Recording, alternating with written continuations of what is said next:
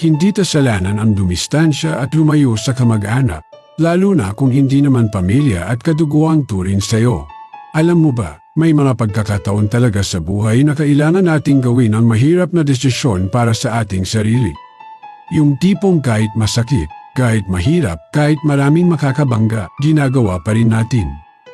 Bakit? Para sa ating sariling kapakanan.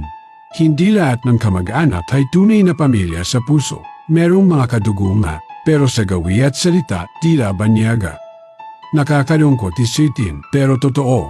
Hindi lahat ng dugo ay nadudulot ng init at lihim na pagsuporta.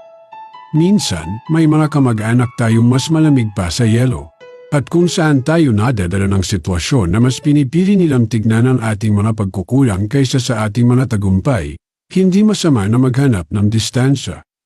Hindi ito pagtakas o pag-iwas. Ito ay pag-aalaga sa